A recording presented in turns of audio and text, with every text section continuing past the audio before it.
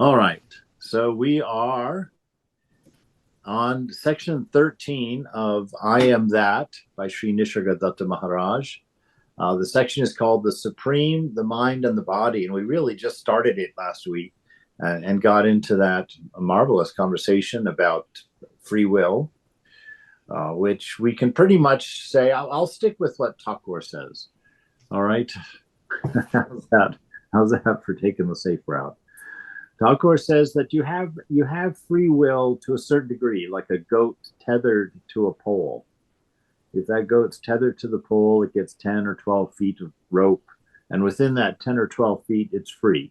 It's able to make its own decisions and do what it wants. Mm. But get out beyond that, and it doesn't.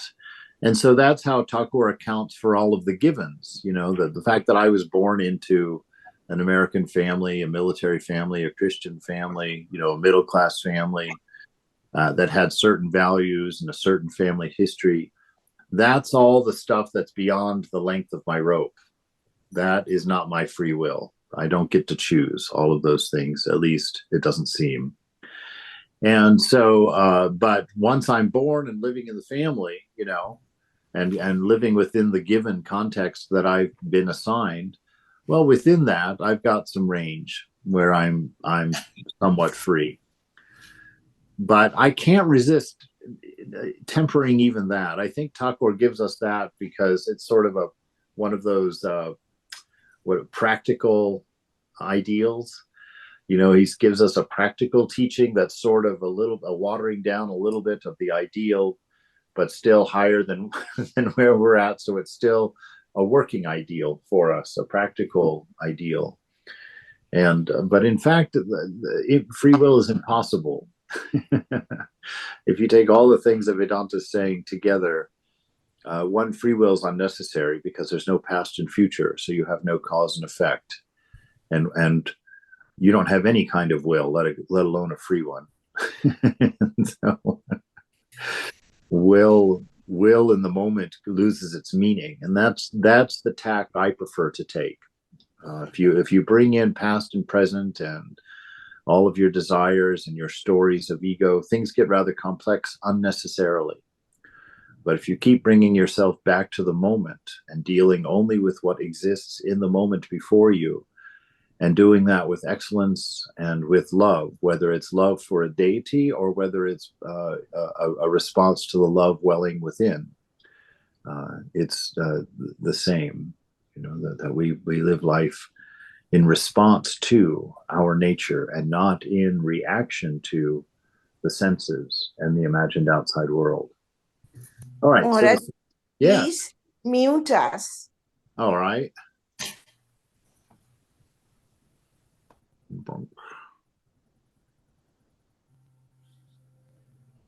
All right. So everybody should be muted.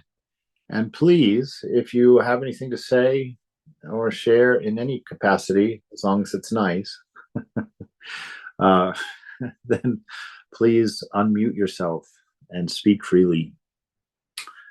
All right, so we'll go ahead and just start with section 13 because there's a lot of stuff in the response that Maharaj makes that would be fun to talk about that we didn't get to.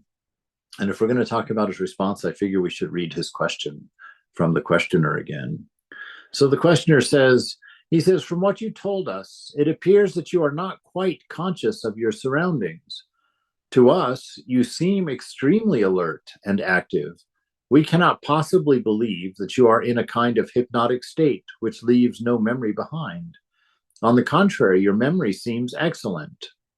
How are we to understand your statement that the world and all it includes does not exist as far as you are concerned? Well, that's a great question. He's got him right in the corner. Maharaj, it is all a matter of focus. We'll talk about that in a second. Your mind is focused in the world. Okay, that's exactly where we're going. The mind focused in the world means that you've put your identity in the world. So you have focused on the world of changing, the world of sense.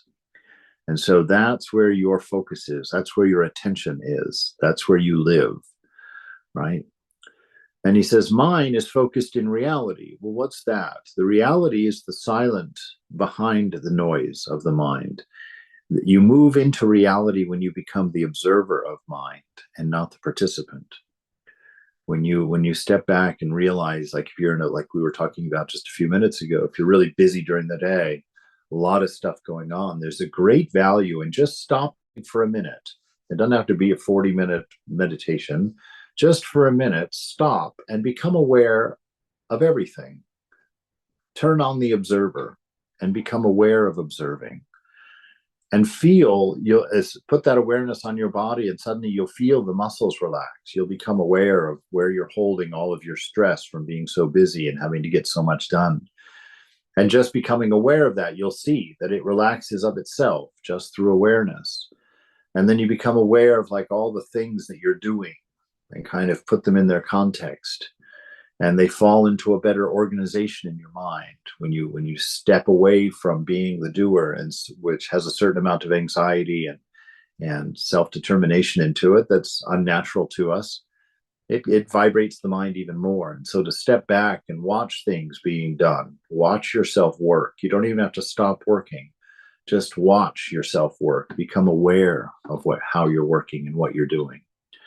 And just that awareness, if you start doing that, you'll instantaneously, it's not even a matter of do it for a week and you'll see something. It's the instant you do it, be aware of how you change.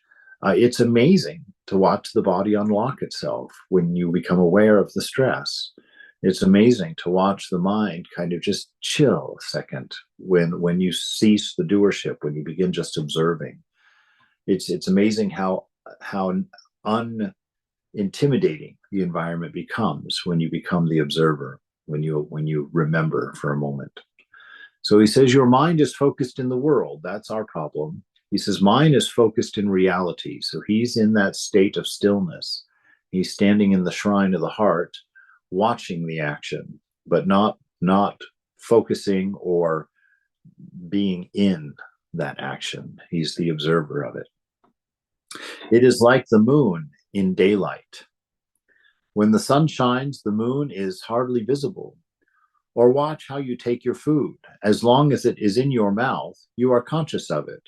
Once swallowed, it does not concern you any longer. It would be troublesome to have it constantly in mind until it is eliminated. The mind should be normally in abeyance. Incessant activity is a morbid state. The universe works by itself. That I know. What else do I need to know? There is so much wonderful stuff in here. Okay, so it's this moving out of active mind and becoming observer. So that emphasizes your separateness, the fact that you are not mind and not body. And we say this a million times because as much as we say it, we don't seem to get it. That you are not the body and you are not the mind. And our proof of that is the fact that you are the observer of these things. If you are the observer of these things, you are not these things, right? Because you cannot observe yourself. If you're inside the car, you can't observe the outside of the car. You're part of the car. But step outside of the car or stick your head out the window, and now you can observe the car. So that's what we do when we become aware of ourself in the moment. We stick our head out the window of the body, as it were. Stick our head outside the window of the body and get a view of the fact that this isn't what we are, and this isn't the whole story. All right, and this idea of the sun and the moon's hardly visible during the day. It's like that's the problem in noisy mind, the silent self.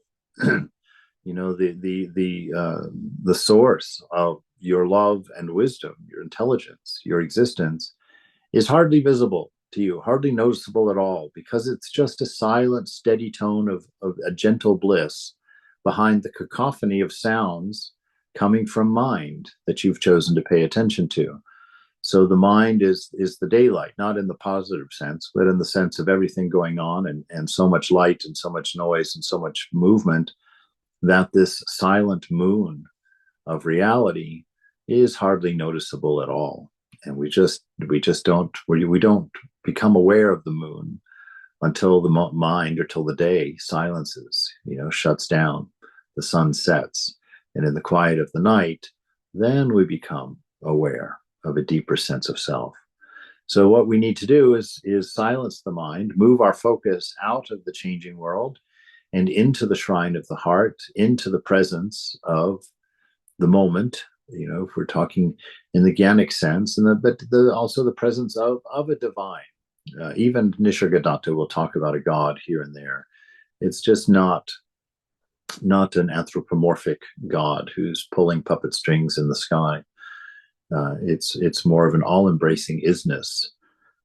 In this moment, in this Vedantic perspective of the moment, there's no change or movement.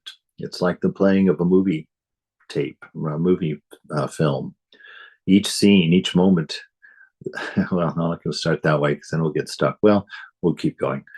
Each frame is still. There's no change in it. In this moment, there is no movement. It takes a snapshot of the past in order to create a sense of movement. Like it takes two frames in a film to create the sense of movement. You take one and then you show the mind the other, and the mind then will fill in the gap, and that's where the movement happens. When the mind fills in the gap between the two slices of what it's seeing. And so the mind, through the ego, takes a snapshot of the moment, and then it takes another snapshot and compares those two moments. And it sees two still images, and it interprets the change, and that becomes the movement of the world. And the scriptures say that's fine for practicality, but in reality, that snapshot that you took of the moment isn't real. It's not real. It doesn't exist anymore. And whether or not it ever existed is a matter of faith or a question. And exactly what the mind was aware of. It didn't take a snapshot of the universe. It just took a snapshot of a few senses and a few local thoughts with a few ideas. So even the snapshot was way too small and was not a sample of the universe. It was just a sample of your state and condition in the moment. And that is what is changing, your state and condition in the moment. The moment is the same, unchanging, and the moment and eternity are the same. They're synonyms. And so coming into this unchanging, ever-present moment is where we find the answers to some of the deepest questions. So he says, that it comes to this illusion of eating. When you're eating something, when it's in your mouth, you like it. You're paying attention to it. That you think most about cake when it's on the way to your mouth, actually. You think the most about cake when it's on the way to your mouth. When it's in your mouth, you're totally in the cake. You're just indulging in it. And then when you've swallowed it, forget the cake. Now you're on to the cup of coffee you need.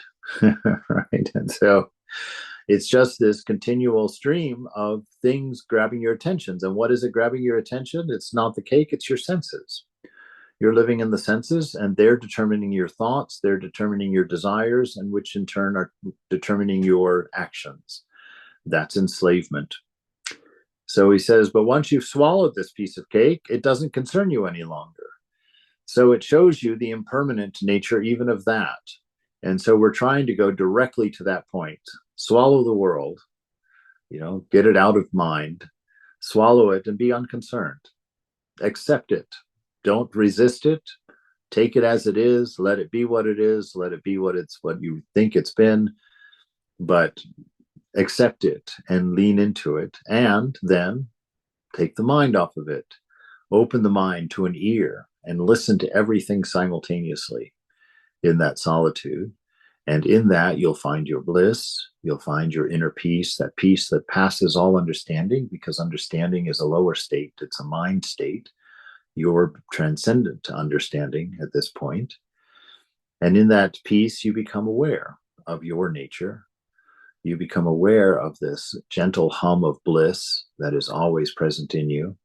You become aware of this knowing, this vast, silent knowledge that you have spontaneously available to you in your nature. And the world then becomes secondary. The senses become secondary. And your inner reality becomes your primary. And that's what you see in these great swamis. when you look at them in that stillness that they have about their character, or the depth in their eyes when you look into their eyes, it's because they are not in the mind of change.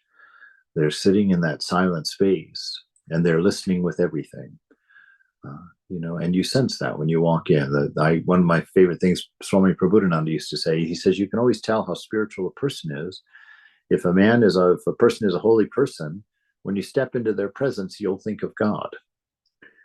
That's how it is, because they put out such a strong, calming tone of isness that you pick up on it. You sense it, especially if you're a practitioner.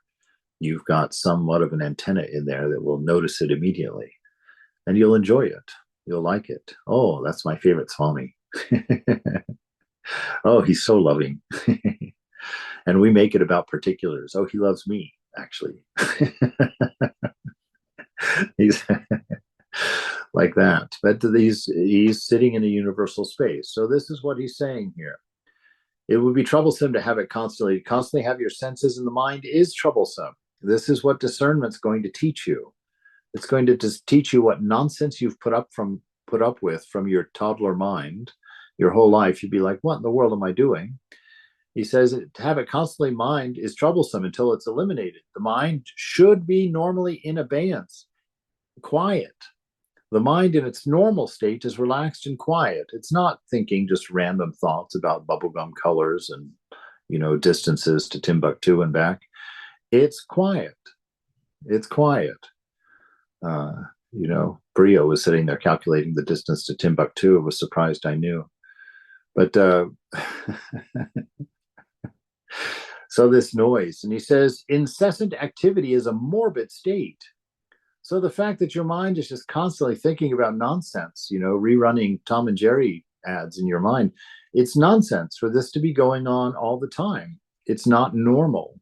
And the fact that you think it's normal is the indication that you've gone crazy and that you've bought into sickness as a normal state. So you sick, horribly thinking people, stop it. This is a morbid state that you're in. I look at you there with your racing minds, and I just think to myself, what a morbid thing I'm looking at here. So please, for the sake of your soul and your inner peace, stop it. Stop it with this morbid, hideous activity, and come to the light that is your own. The universe works by itself. That I know, he says. So all the things you're worried about, it's like a toddler worrying about whether you're getting your contract work done at work or not. It's like, that toddler, ain't nothing you can do about it, even if you are concerned. Let it go. So this universe works by itself. What else do I need to know? That's all you need to know. Everything's going to go on fine. You're not the doer. And that this moment's nature is love. This moment's nature is wisdom.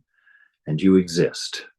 And in this beautiful combination is enlightenment, knowing, being at peace. Death is no longer a concern or a fear. Doership and responsibility are no longer a concern or a fear. And because of that, your inner peace becomes stabilized. Your mind becomes quiet, and you begin to hear your nature. You begin to understand that you are the container of your universe, right? So the questioner says, so a Jnani knows what he is doing only when he turns his mind to it. Otherwise, he just acts without being concerned. Maharaj, the average man is not conscious of his body as such. He is conscious of his sensations, his feelings, and his thoughts. Even these, once detachment sets in, move away from the center of consciousness and happen spontaneously and effortlessly. So he was pointing out what we talked about just a few minutes ago, that you're in your average life. It's not that you're aware of the outside world or that you're aware of the world of change. You're aware of a subset of that subset. So you're aware of a smaller amount of information within that small pool of information. You're conscious of sensations in the body, not the body.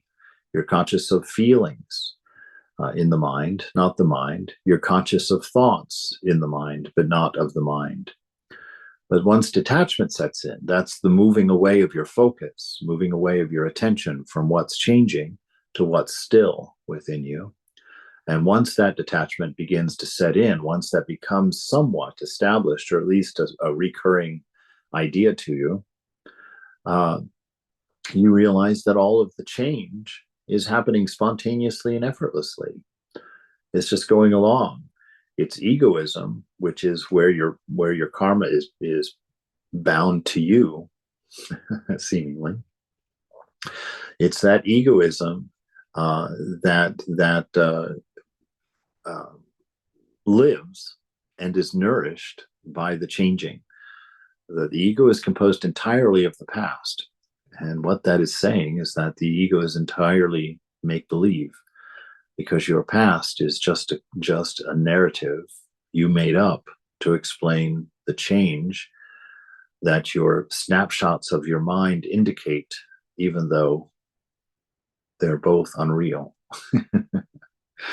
If you're living in the active mind, you're not in the moment. You're always slightly in the past, because you have to take that snapshot of the past and compare it to the snapshot of the moment, which is no longer the moment, and then interpolate the story and the change out of those two snapshots. And then you throw them away because they never existed anyway. And you take another snapshot of the moment and you're still slightly in the past, and on it goes. And this is why we talk about living here and now. Stop taking snapshots and comparing them to the previous ones, and start just simply accepting what is. Let it all come in, let it spend its moment, and let it pass out. And that's it.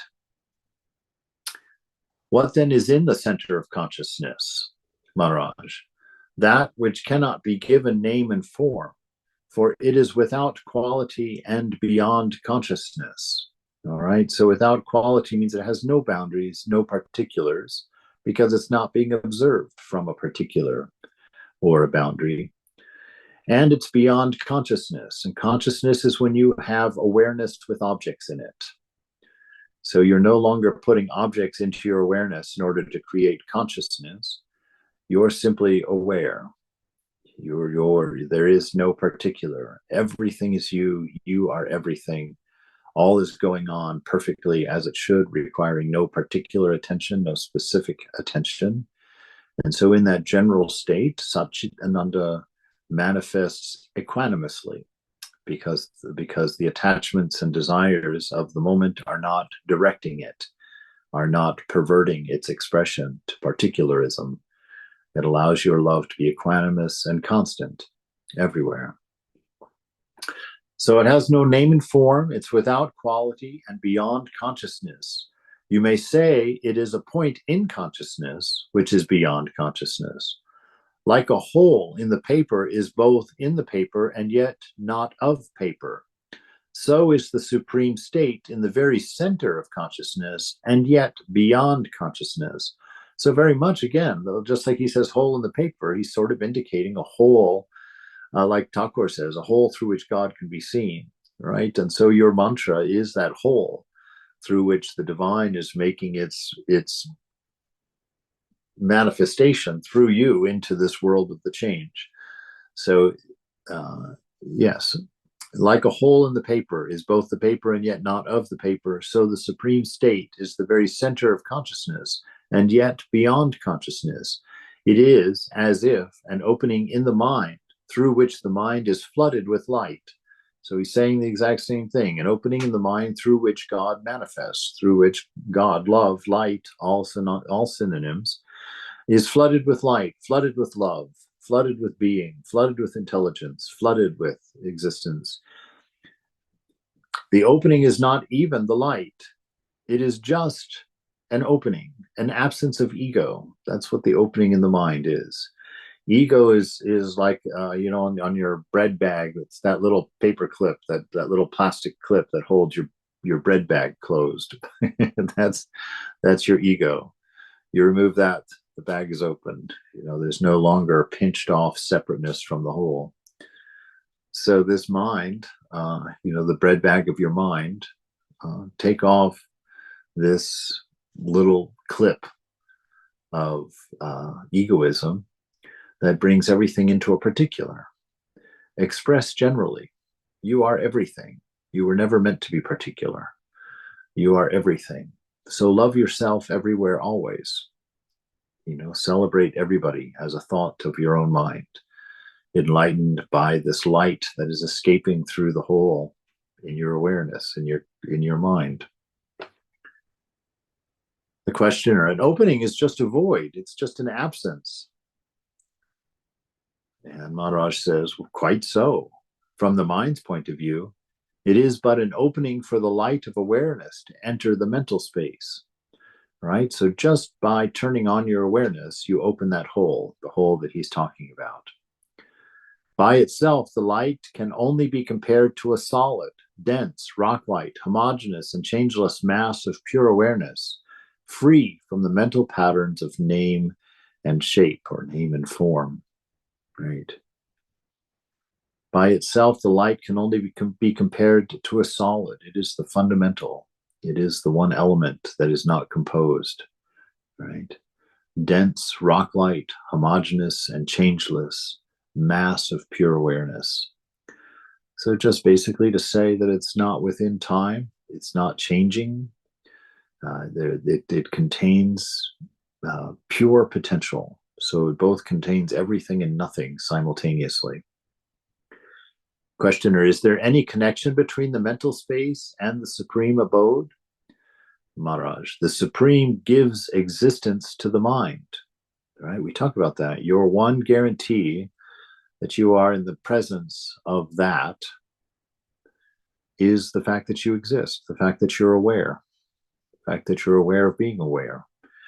That is the beloved, if we're going to bring God into it for a moment for fun, that is the beloved's blessing to you, your ability to love and be loved, your ability to know and be known, and your existence. Those are your three proofs of the presence of within. And it can be just that thou art, if you want to speak in generalized terms, or use any relationship with divinity that you employ. They all work just the same, because all of these different paths are not, in fact, different paths. They're just different perspectives on a single problem, different solutions to a single problem, but they all are solving the same problem, that you think you exist separate and apart from the whole. So the Supreme gives existence to the mind gives existence to the body. So you see how it steps down. And then the body gives existence to the outside world for you. And what lies beyond, the questioner asks.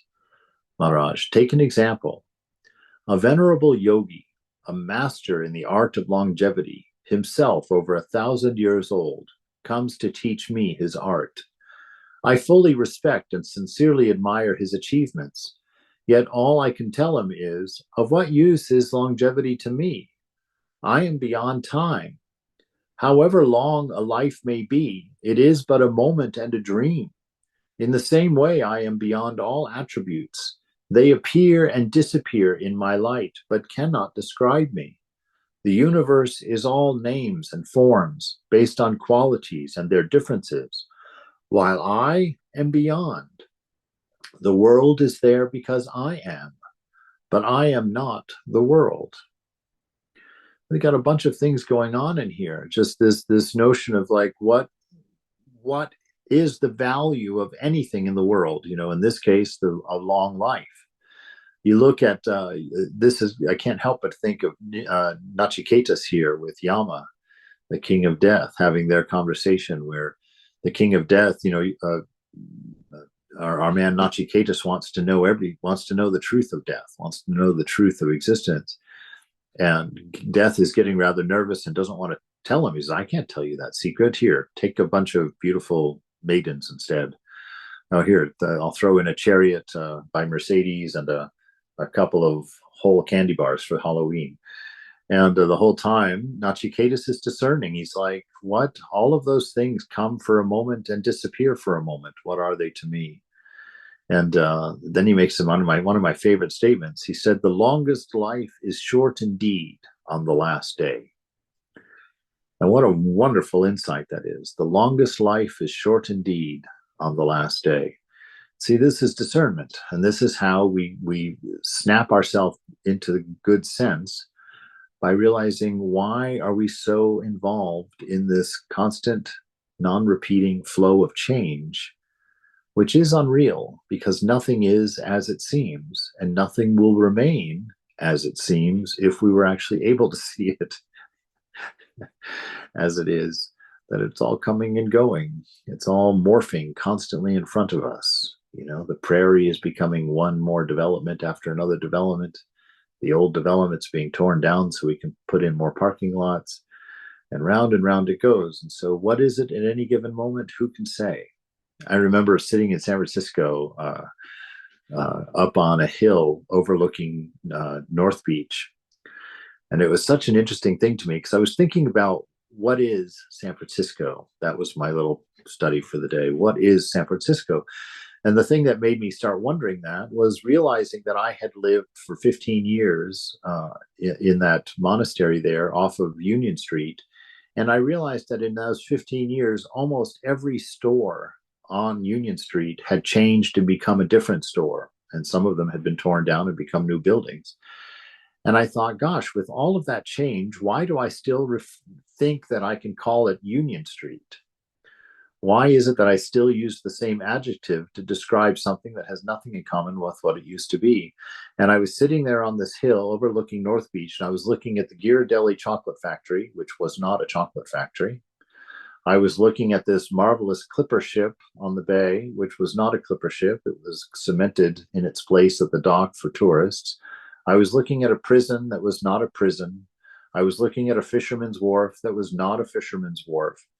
And I was just sitting there. I was like, what is San Francisco? San Francisco is an idea. That's all it is. It's an idea. It's constantly changing. It's constantly moving, different people moving in and out all the time. And, you know, I've just got this idea of San Francisco. And so understand that. There's no there there.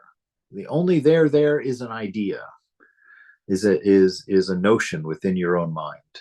Everything is just a constant change of flux. And you are beyond it all. You know that because you can observe it all. Right? If you were part and parcel of the system, you would not be aware of the changes in the system. We are completely outside the system, so we see everything change. We notice all of the changes. And to notice changes, you have to be separate. You have to be separate and apart from that which you are watching or observing. For a while, we do get to the roof and realize that everything is one in the end. But as far as this portion of the path, we have to separate the real from the unreal, the changing from the unchanging. We have to become aware of that at that subtle level. Swamiji? Yes. As you are saying this, I was just thinking of, Eckhart Tolle, The Power of Now, and then the way you are describing everything is changing. So we have to be in the moment, but not off the moment. Right. Is that right to think it that way? We have to be, well, we are the moment. Yeah, you have to be the moment. No, but when in the moment means maybe we are aware of the moment, but not of the moment. So we are like detached. Right. Well, that's what it's saying. To be aware of awareness is the ideal. And when you're sitting there, watching the moment change, you're of course doing things in the moment, because that's how this machine is put together. It contains both the absolute and the changing. That's the miracle or the mystery of our existence, is containing both of those things in one. But at first, to get there, we have to do what you're saying. We have to step outside of the moment. So we become a watcher of the mind and not in the mind. You see the difference? If you're depressed and you say, I'm depressed, you're in that depression. You've surrounded yourself by it, and it is causing your desires and causing your feelings and causing your actions. That's to be in the moment, to that's the wrong word, because if we go down that path, it means something different. But that's to be in mind, in the changing, to be identified, to be focused on the changing, to observe that same change, but to do it as the observer and being aware. Simply, the whole process is the same. You're still thinking the same things. You're still doing the same things. But instead of being the doer and being in it, engaged in the processes of it, you become the observer of it. So you're still doing it, but you're not buying into it. You're just watching it. You're watching yourself do your work. You're watching yourself get your tasks done. But you're not in them where you're doing them for this reason and then with these deadlines and with this and that and the other that you start filling yourself up with, right? So this awareness of outside, the questioner is bringing up some very similar point to this. He says, but you're living in the world. You're still in it, aren't you? Maharaj says, well, that's what you say, because you're observing me from that perspective. But I know there is a world which includes this body and this mind, but I do not consider them to be more mine than the minds and than the other minds and bodies. They are there in time and space, but I am timeless. I am spaceless. So that's detachment. That's that understanding. There's no me and mine in it. Yes, this body is here. Yes, this mind is here, but I don't distinguish it from every other body and mind. I don't think that it's unique, and I don't think that it belongs, that there's ownership of it by this, by the self, by this place. And so that's how he maintains his generality. That's that his equanimity of loving and caring and nurturing. Because the mind is not paying attention to particulars. And so that mercantile love is silent. The love that you're expressing in this state is the love that's welling up within from your infinite ocean of it that you have available to give and to spend. So he knows these things, but it's the me and mine that is the notable absence. Everything in your life will go on exactly as it's going on, or can. It's the one key difference is that through being the observer of it, you've left ownership of it. There's no more me and mine. And that absence of me and mine is what allows for bliss and ultimate ecstasy. It's what allows you to see it as it is without the slant of a perspective given by your choice of particulars, your conditions and circumstances. But since all exists by your light, are you not the creator of the world? Maharaj, I am neither the potentiality nor the actualization, nor the actuality of things. In my light, they come and go as the specks of dust dancing in a sunbeam. The light illumines the specks, but does not depend on them, nor can it be said to create them. It cannot be even said to know them. Right? It's just isness. It's just isness. And I mean, that's such a beautiful way of looking at it there. So there is just no attachment in there. It's not the potentiality. To focus on that would be to live in the future, which would cause anxiety and insecurity, nor the actualization of it, the doership of it, the performance of it, nor the actuality of things, the existence, the seeming being of things. In my light, they come and go as specks of dust dancing in the sunbeam. So as long as they come through that light of awareness, they exist. And when they pass out of that light of awareness, they are gone. And everything that passed in and out of that awareness was merely a thought. It was not an object. It was the thought or a symbol of an object. Maharaj, so he basically he's just putting in different words that I'm neither the knower, nor the knowing, nor the known. When Yes. He's saying the potentiality. Yeah, it's just that net. Right. Yeah, it's the neti, because ultimately there's no identity with any particular. I'm just the illumination, the illuminer of the. Yes, it's you are the container of all things. And as the container in its wholeness, everything is perfectly balanced in perfect harmony always. And so there is no change in the whole. And it's knowing that through detachment. If you attach to any particular, then you're attaching to a change, and it's going to pull you into the machine. It's like getting your hair caught in the printing press. You're going to come out with the headlines on your forehead. No escape for you. All right. So the other side of the coin is the surrender. That right. Whatever is. Oh, right. Well, surrendering is the laying down of the ego, which is the love of particular, the love of condition and circumstance. So that's where our surrender comes in. It's laying down the ego, which means and that can only be done through discernment. We have to realize, which is also Nathan, which is also I'm not the knower, I'm not the knower. I'm none of these. Yes. So you're all. So you back into reality. You can't walk into reality because it's not in front of your senses. You cannot walk into it. So you back into it through neti. You just keep backing up. The way I like to think of it, of course, it's a hybrid way of thinking at it. I like to think of it as backing up into mother's lap. Mm-hmm. No, that's not my mother. That's not my mother. That's my mother. Oh, whoa, wow. Yes, this is my mom. You feel yourself suddenly there. But even then, it's not objectified. Even then, it's not owned. Okay. Even then, it's just a vastness, a removal of the final barrier. Just a vast open isness. Thank you. So I'm asking you a question and you are answering. Are you conscious of the question and the answer, Maharaj? In reality, I am neither hearing nor answering. In the world of events, the question happens and the answer happens. Nothing happens to me. Everything just happens.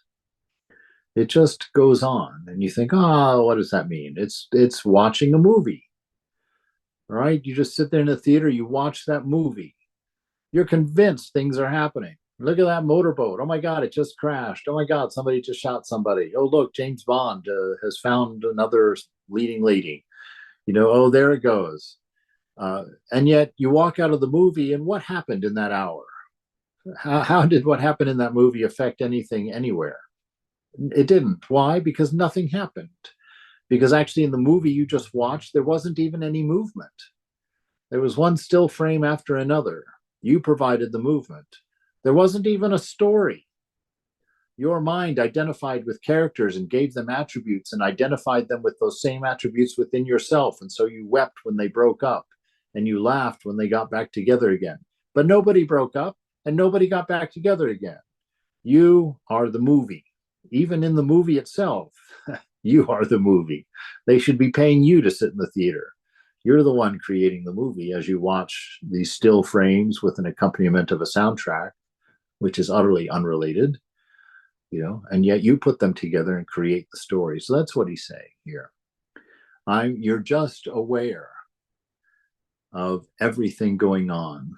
So if you're in the theater and you're watching the movement and you stay aware of the fact that this is light shining through single frames, reflecting off of a white screen in a dark room, that it has nothing to do with each other. Most of that soundtrack was created independent of what was actually happening in the movie.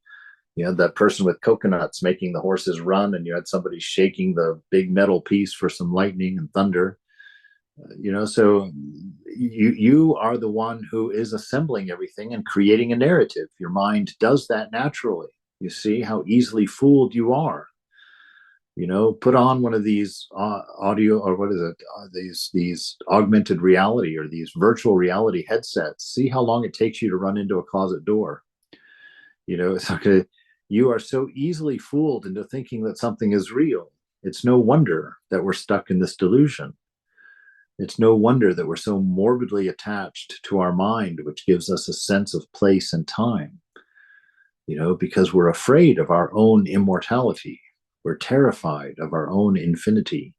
We want something small, controllable, that's within our power. right? But in reality, you are neither answering nor listening.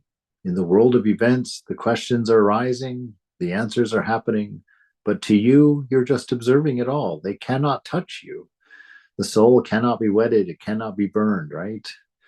Nothing in this world, nothing in the material world can touch you.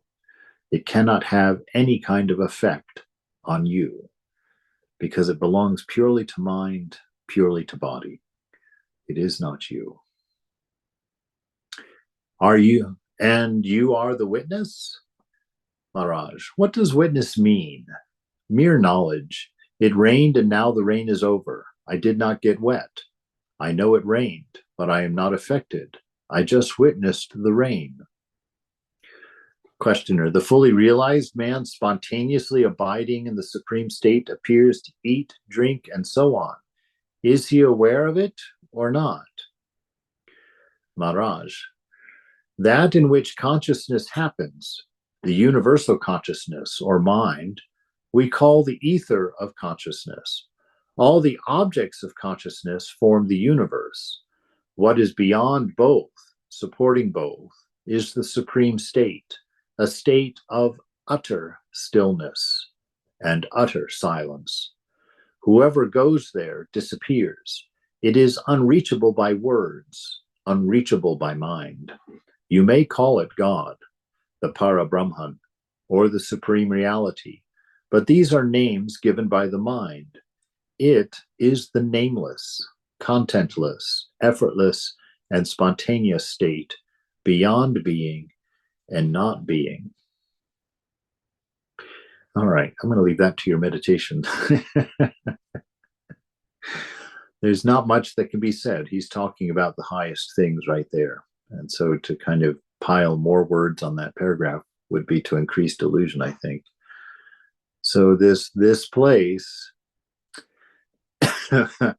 there's no seeing it from here. There's no talking about it from here. But you can get the sense, that inner sense, feel, that's the exercise really, is read this paragraph on your own some point, and don't pay attention to what it's saying. Pay attention to how those words feel as they are run through your mind. And that will be probably the closest you can get to what they're trying to say. Go for what the residue, what residue remains in the mind when you read this paragraph. Because you will, as you read it, you can feel something within yourself longing for it. You can feel something inside that knows its name, its nameless name is being vibrated. It can tell.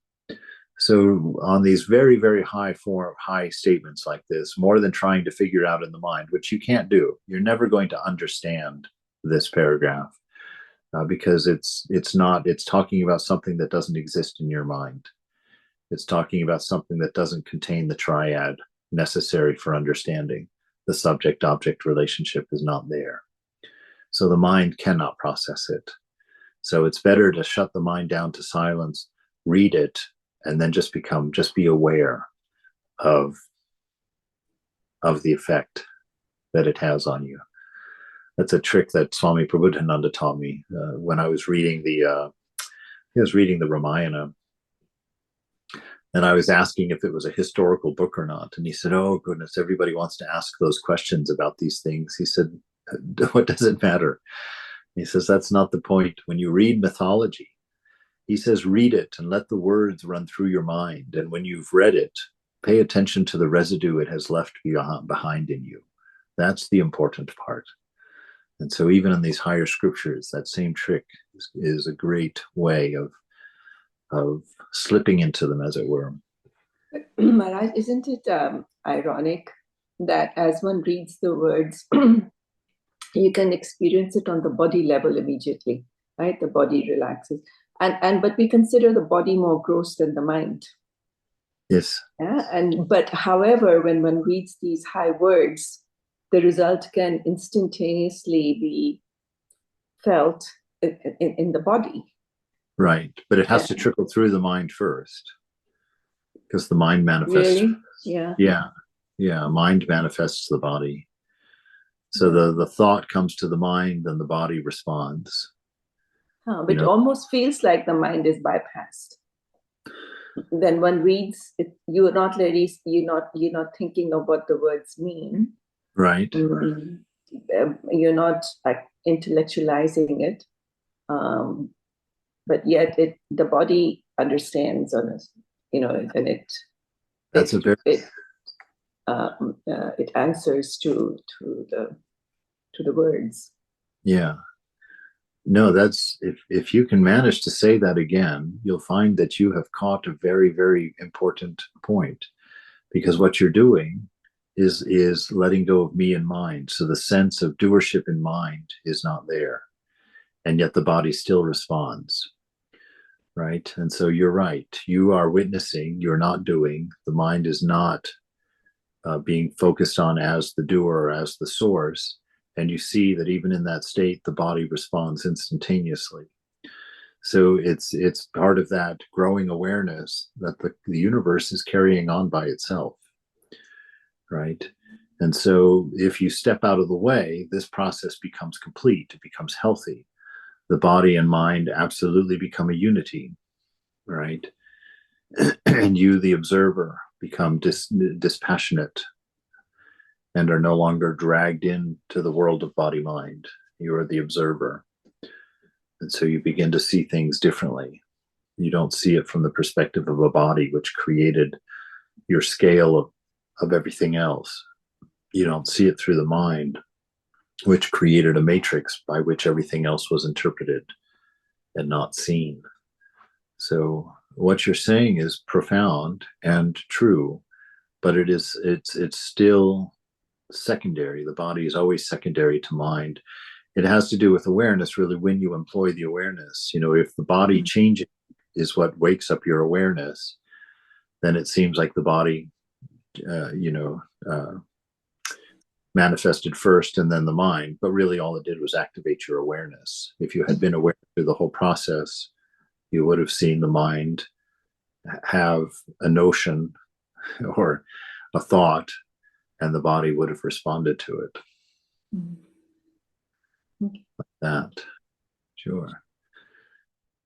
But one does remain conscious, Maharaj, as the universe is the body of the mind.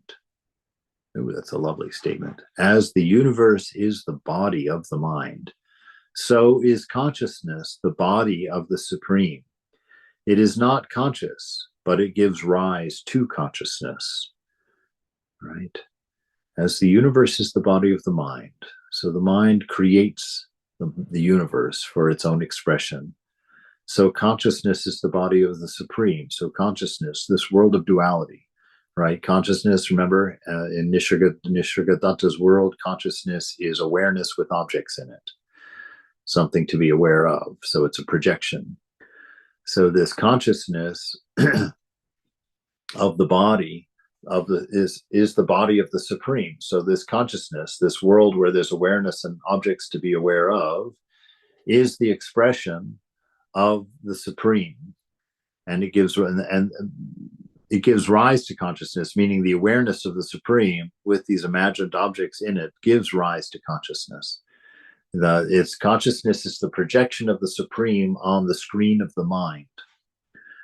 That's what consciousness is. It's the projection of the Supreme on the screen of the mind. And you are a person sitting in that theater, watching the mind, watching the screen of the mind as the Supreme is projected on it, right? And you, as the observer, are creating the story and the narrative just like you do in a movie house. You're sitting there taking an unchanging moment and explaining change through movement and through connection, through attachment. You connect the soundtrack to the still images, and you connect the previous image to the current image. And through all of that attachment, you create an illusion of movement and narrative. And through identifying with the characters with the certain patterns of light on the screen as being people, you identify yourself with those people and you project your inner world on those people and give them a three-dimensional aspect of reality. And so this, in this theater, is God's play, is the divine play, all of those things. But it's your attachment that powers it all. Well, that's actually not true. It's your being, your Satchitananda, that powers it all. But the wires connecting that battery of Satchitananda to all of the apparatus, all of those wires are your attachments. So you connect your battery of isness with a thought, you give it existence, you give it value, you give it importance. It comes to life, and then you argue with it, and then it controls you. And then you're on the sled of Maya, having the ride of your life until you hit the tree. Until you hit the tree of expiration and the ride is over. All right, but does one remain consciousness? He says, as the universe is the body of the mind, so is consciousness the body of the Supreme. It is not conscious, but it gives rise to consciousness. All right, we'll stop there for today. And is he talking